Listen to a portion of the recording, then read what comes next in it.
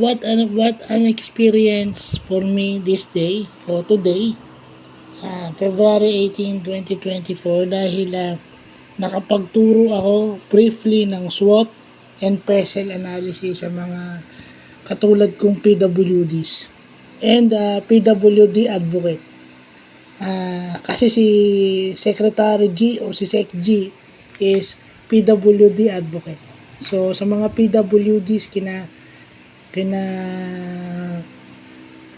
Ma'am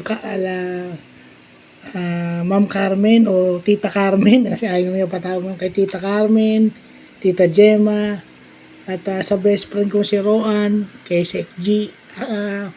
Isang karangalan na maturuan ko kayo ng SWOT and PESEL analysis. Nawa po magawa natin yan dahil yan ang ating magiging analysis. Yan po ang gagamitin natin mag-categorize ng ating mga activities at funds. Magkakaroon po tayo ng mga maraming ganyan. Magkakaroon pa rin po tayo ng yan muna.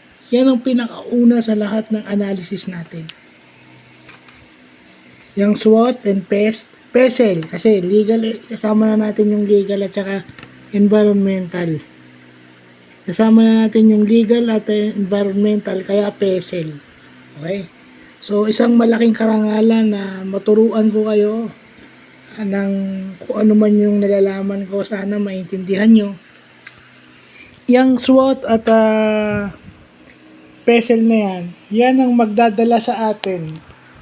Yan ang analysis na yan ang magli-lead sa atin papunta kung saan maayos nating maika-categorize o ma-organize lahat ng pondo, lahat ng lahat ng PWD devices na makukuha natin at maitutulong natin sa PWDs. Diyan natin magagamit yung mga data para matumbok natin kung yung mga members, PWD members sa buong Cavite, pwede nating matulungan in terms of medical assistance. Kung may pondo na tayo at makakapagbigay tayo ng gamot sa kanila for at least 2 weeks, malaking bagay na sa kanila yun. At least yung funds na meron tayo, alam natin na pupunta sa tama. So sana po magawa natin yan and hopefully makulate na yan, makolekta na yan at maisaayos na ni Sec G kasi yung kamay ko kasi is mahina na.